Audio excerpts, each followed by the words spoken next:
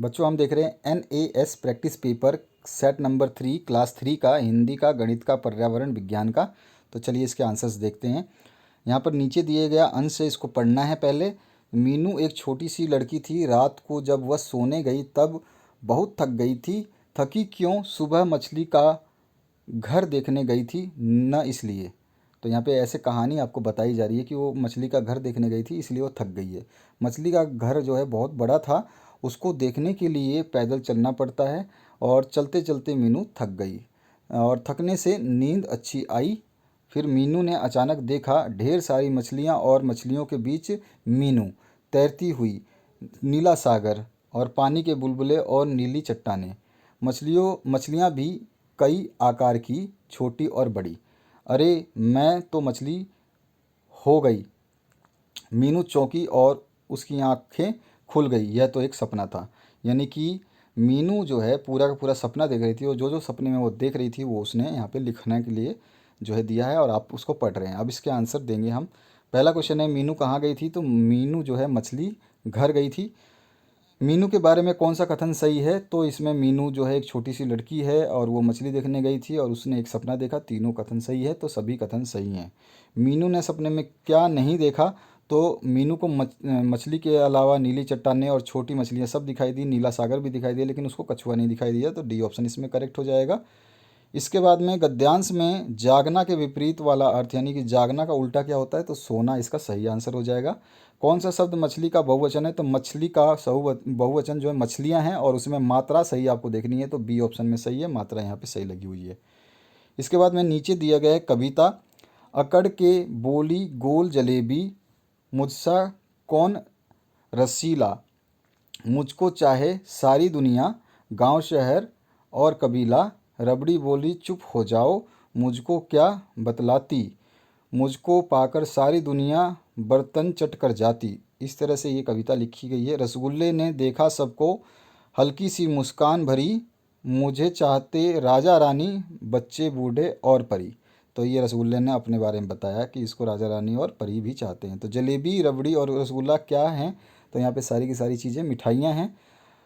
किसने किसे पा करके दुनिया जो है बर्तन चट कर जाती है? तो वो रबड़ी को पा करके चट कर जाती है। निम्नलिखित में से कौन सा शब्द स्त्रीलिंग नहीं है? तो राजा स्त्रीलिंग नहीं है, पुल्लिंग है। और नौवा है किसने कहा मुझको चाहे सारी दुनिया, गांव शहर और कबीला? तो इसने जलेबी ने कहा। इसके बाद में कौन सा शब्द एक वचन है? ये तो राजा हम एक वचन बोलेंगे, बाकी रानियाँ, बूढ़ों, बच्चों, ये सारे के सारे बहुत सारे वचन हो जाते हैं, यानी कि बहुवचन हो जाते हैं। तो यहाँ पे राजा एक वचन होगा। इसके बाद में नीचे दिया गया एक अंश है, इसको पढ़ना है और इसके बाद में इसका आंसर देने हैं। एक बार की बात है, हंगरी के घने जंगल में एक प्यासा हाथी भटक रहा था। बहुत देर तक इधर उधर भटकने के बाद उसे एक झील दिखाई दी। हंगरी एक जगह है, वहाँ की बात हो रही है, हंगरी जो जगह है। वह झील में उतर गया और पानी पीने लगा। झील के ठंडे पानी को देखकर उसका मन ललचा गया और वह उसमें नहाने और खेलने लगा। उस झील में जहरीले मेंढक रहते थे। उसमें से एक मेंढक हाथी के पास आया और हाथी के कान के पास जाकर बोला, तुम मुझसे दोस्ती करोगे? हाथी ने उत्तर दिया, ना बाबा ना, हम तुम कभी दोस्त नहीं हो सकते। तुम खतरनाक और जहरीले हो और ना जाने कब तुम मुझे काट लोगे। मुझे ऐसे जानवरों से डर लगता है। इसके बाद हाथी झील से बाहर निकल गया। तो ये था हाथी और मेंढक की कहानी। अब पढ़ते हैं इसका क्वेश्चन। जल में हाथी क्यों भटक रहा था? तो जंगल में हाथी क्यों भटक रहा था? जंगल में हाथी पानी की तलाश में भटक रहा था। और गद्यांश के अनुसार हाथी को कौन सा जल स्रोत दिखाई दिया? तो जल स्रोत के लिए उसने झील देखी थी। तो यहाँ पर सी ऑप्शन करेक्ट होगा। ठंडे पानी को देख हाथी ने क्या किया? तो ठंडे पानी को देखने के बाद में हाथी जो है वहाँ नहाने भी लगा और खेलने भी लग गया। तो यहाँ पे बी ऑप्शन करेक्ट हो जाएगा, ए और बी। गद्यांश में मित्र के समान अर्थ वाला शब्द कौन सा है? तो मित्र को हम दोस्त भी बोलते हैं, बी ऑप्शन करेक्ट हो जाएगा। गद्यांश के अनुसार हाथी को कैसे जानवरों से डर लगता था? तो हाथी को जहरीले और खतरनाक जानवरों से डर लगता था। ए और बी दोनों सही हो जाएंगे। और निम्नलिखित वस्तुओं में किसका किनारा घुमावदार होता है? तो सभी जानते हैं कि सिक्का जो होता है घुमावदार होता है, उसका किनारा नहीं होता। तो सिक्का इसका आंसर हो जाएगा। एक आयत में कितनी भुजाएं होती हैं? तो एक आयत जब हम बनाते हैं तो इस तरह से आयत बनता है लंबाई और चौड़ाई से। तो ये लंबाई 1 है, लंबाई 2 है और चौड़ाई 1 है और चौड़ाई 2 है। तो यहाँ 4 हिस्से हो गए, तो डी ऑप्शन इसमें करेक्ट हो जाएगा। इसके बाद आते हैं सामान्यतः रोटी की आकृति कैसी होती है? तो रोटी हमेशा आप देखते हैं गोल होती है और गोल को हम बोलते हैं वृत्ताकार। तो बी ऑप्शन करेक्ट होगा। एक व्रत में शीर्षों की संख्या होती है, तो एक व्रत में शीर्षों की संख्या बतानी है। तो एक व्रत में शीर्ष नहीं होते हैं, एक व्रत में 0 शीर्ष होते हैं। तो व्रत जो है इसमें आपको 0 लिखना है। यहाँ पे आंसर आप करेक्ट करिए, 4 नहीं आएगा, यहाँ पे 0 आएगा। तो मैं आपको ये आंसर चेंज कर रहा हूँ और यहाँ से आप इस आंसर को सही कर लेना। व्रत में कोई भी शीर्ष नहीं होता है, ठीक है, बिना शीर्ष का होता है व्रत। अब आगे आते हैं नेक्स्ट क्वेश्चन की तरफ। 10 इकाई बराबर कितना दहाई होता है? तो 10 इकाई बराबर 1 दहाई होता है। और 7 9 में कितनी इकाइयाँ हैं? तो 7 9 में 9 जो है इकाई है। तो यहाँ पे बी ऑप्शन करेक्ट हो जाएगा। 43 को शब्दों में किस प्रकार लिखा जाता है? तो इसको हम बोलते हैं 43। तो यहाँ पे ए ऑप्शन करेक्ट हो जाएगा। 28 का संख्यांक क्या है? तो 28 का संख्यांक यानी कि 28 को संख्या में लिखनी है तो 28 हम ऐसे लिखते हैं 2 और 8। सी ऑप्शन करेक्ट हो जाएगा। 24 नंबर जो क्वेश्चन है इसमें क्या पूछा गया आपसे कि 506 का विस्तार क्या होगा? तो 506 को हम विस्तारित करेंगे यानी कि बढ़ाएंगे, तो 500 प्लस 6 करेंगे तो 506 हो जाएगा। इसके बाद में 170 में से 7 का स्थानीय मान क्या है? तो 7 जो है आपका 70 से है, तो 70 जो है इसका आपका स्थानीय मान हो जाएगा। इसके बाद में नेक्स्ट जो है 388 के ठीक बाद वाली संख्या कौन सी होगी? तो एक और जोड़ दोगे तो ठीक बाद वाली आ जाएगी, तो 189 इसका आंसर हो जाएगा, 389 इसका आंसर हो जाएगा। इसके बाद में 7 एवं 0 से बनने वाली 2 अंकीय संख्या कौन सी होगी? तो 7 और 0 से हम मिला करके 70 बना सकते हैं। तो 7 0 जो है इसका 2 अंकी संख्या हो जाएगी, ठीक है। 2 अंकीय संख्या जो है बतानी है। अब इसमें ये भी नहीं बताया है कि आपसे छोटी बनानी है बड़ी, तो आप छोटी नहीं बनाओगे, बड़ी ही बनाओगे, 70 संख्या हो जाएगी। 28 नंबर क्वेश्चन है 48 प्लस 36 को जोड़ोगे तो कितना आएगा? तो ये 84 आएगा। उसके बाद में 36 से 84 कितना अधिक है? तो 84 में से 36 को घटाओगे तो 48 आएगा आंसर। इसके बाद में एक चूड़ी वाली 5 चूड़ियाँ 20 रुपये में बेचती है। सीमा ने अलग अलग रंग की 5 चूड़ियाँ खरीदी हैं, तो उसने कितने रुपए दिए? तो देखिए यहाँ पर जो है चूड़ी वाली है वो 5 चूड़ियाँ 20 रुपये में बेचती है, और सीमा ने जो अलग अलग चूड़ियाँ खरीदी हैं 5 रंग की, तो एक चूड़ी की कीमत जो बोल रहा है वो आपको देखिए चूड़ियाँ 20 रुपये में खरीदती है। तो यहाँ पर जो है हम इसको चेंज देखिए 3 रंग की हैं और 5 चूड़ियाँ खरीदी हैं 3 रंग की, ठीक है।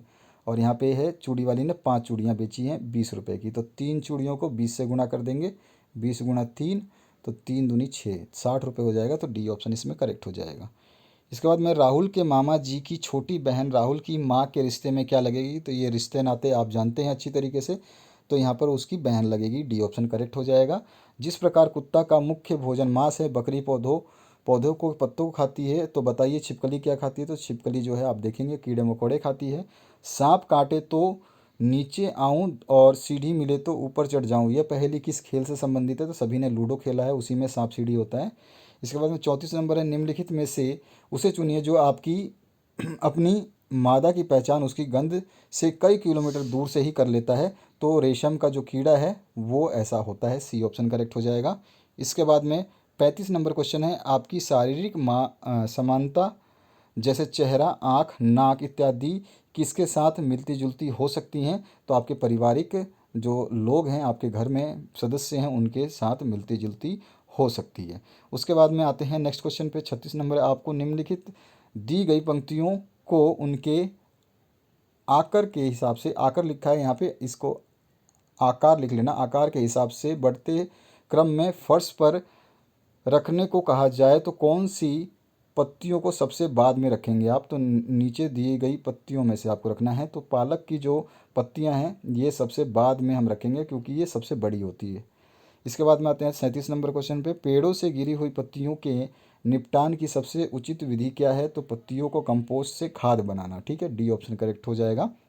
इनमें बिना पूंछ वाला जानवर कौन सा है? तो मेंढक का जो पूंछ नहीं होता है, ए ऑप्शन करेक्ट हो जाएगा। उसके बाद में 39 नंबर जो क्वेश्चन है, कुछ पक्षी हमारे आसपास के वातावरण को साफ करने में हमारी किस तरह से मदद करते हैं? तो यहाँ पर हम आंसर लिख देंगे कि जो आंसर हो जाएगा मरे हुए जंतुओं को खा करके। कोई जैसे छोटे छोटे कीड़े मकोड़े मर जाते हैं तो वो गलियों में बाहर कहीं ज़मीन पे पड़े हैं तो उनको खा जाते हैं। 40 नंबर क्वेश्चन है बगीचे में एक पक्षी पेड़ के तने पर चोंच से छेद कर अपना आवास बना रहा है, इसमें से वह कौन सा पक्षी हो सकता है? तो चोंच से छेद करने वाले कठफोड़वा होते हैं। बी ऑप्शन इसमें करेक्ट हो जाएगा। इसके बाद आपका जो नेक्स्ट क्वेश्चन है, इसमें पूछा गया आपसे, गाँव में खेती करना, दूध दोहना दोनों काम प्राय अकेले इनमें से कौन कर लेते हैं? तो किसान जो है ये सब काम कर लेते हैं, दोहना और खेती करना। उसके बाद आते हैं, इनमें से कौन सा भोज्य पदार्थ एक संतुलित आहार है? तो सबसे संतुलित आहार दूध है। उसके बाद में पक्षियों के आवास को क्या कहा जाता है? तो उनको घोंसला कहा जाता है, जो घोंसले में रहती हैं। और खाने की चीज़ों को ढक कर क्यों रखते हैं?